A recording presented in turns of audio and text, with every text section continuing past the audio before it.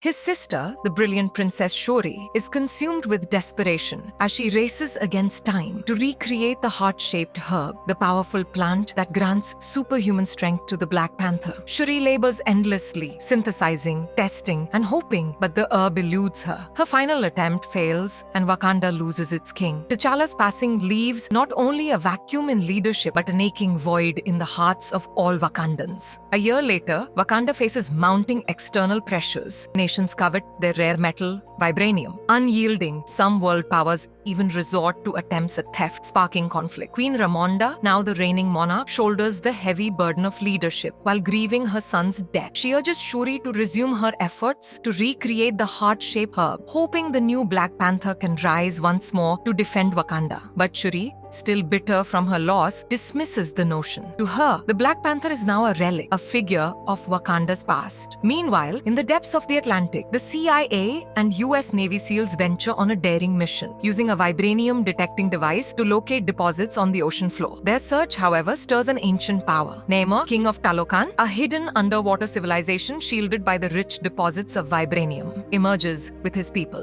Blue-skinned and formidable, these water-breathing warriors descend upon the intruders, eliminating them with deadly precision. The CIA, unaware of Talokan's existence, immediately assumes Wakanda's involvement. Days later, Namor himself appears in Wakanda, stealthy, cunning, and with an air of regal menace. He confronts Ramonda and Shuri. He blames Wakanda's openness for exposing his own people to danger and issues an ultimatum. They must deliver him the scientist responsible for the vibranium detector or face his wrath. Namor reveals he commands a vast, powerful army, one unmatched in strength, and shows no hesitation in threatening Wakanda's annihilation if they defy him. Unsettled, Shuri and the indomitable General Okoye consult CIA agent Everett K. Ross, who identifies the young scientist as Riri Williams, a gifted MIT student. Shuri and Okoye set out to find Riri, knowing that her fate now rests precariously in their hands. The two arrive in Boston, where they encounter the brilliant yet unassuming Riri, who initially resists their plea for cooperation. Before they can return to Wakanda, the group is ambushed by Namor's warriors, who prove unstoppable even against Okoye's fierce defenses. In a shocking turn, Shuri is taken captive and brought to Talokan. Queen Ramonda removes Okoye from her post as the Dora Milaje's general, a heart-wrenching decision that reignites painful memories of betrayal during Killmonger's reign. In her desperation, Ramonda seeks help from Nakia, a former spy now living a quiet life in Haiti. Meanwhile, Shuri finds herself in Talokan, where Namor unveils his underwater kingdom. Namor shares the story of his people who were once indigenous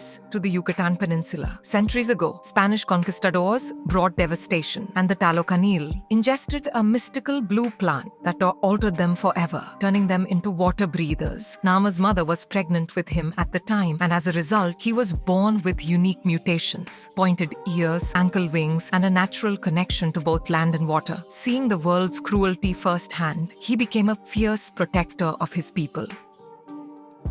Namor, still haunted by historical oppression, proposes an alliance with Wakanda, believing only united strength can fend off those who would exploit vibranium. However, his resolve turns dark as he warns that Wakanda will face his wrath if they refuse his terms. With Nakia's intervention, Shuri and Riri escape, but not without bloodshed. In retaliation, Namor wages war on Wakanda, striking with lethal force and precision. Amid the chaos, Queen Ramonda sacrifices herself to save Riri, leaving Shuri devastated. In the wake of her mother's death, Shuri is overcome by grief. She begins experimenting again on the heart-shaped herb, using a relic from Namor, a bracelet that carries remnants of the mystical plant that transformed his people. Her efforts succeed, and in a solemn ritual, Shuri ingests the new herb, gaining Black Panther's powers. Her journey to the ancestral plane, however, brings an unexpected vision. Killmonger appears, urging her toward vengeance rather than protection. Shaken yet resolute, Shuri returns to the world, donning a new Black Panther suit and uniting the Wakandan tribes under her leadership. M'Baku, the fierce leader of the Jabari, advises her to seek peace, but Shuri, fueled by anger, prepares for an all-out assault on Talokan. As Wakanda's forces clash with the Talocanil, Shuri focuses her energy on weakening Namor, drawing him out of the water to diminish his strength. The two clash in a brutal duel that ultimately leaves Shuri with a final opportunity to kill Namor. But in a moment of clarity, she heeds a vision of her mother. Choosing mercy over vengeance, Shuri offers Namor a chance for peace, proposing an alliance that would safeguard both their nations. After the conflict, Wakanda begins to rebuild, and Shuri takes a pilgrimage to Haiti to finally lay her grief to rest. There, Nakia reveals a hidden secret. T'Challa had a son, Toussaint, whom she has raised away from the political dangers of Wakanda. In a tender moment, the young Toussaint reveals his Wakandan name, T'Challa, symbolizing hope for the future of the Wakandan legacy.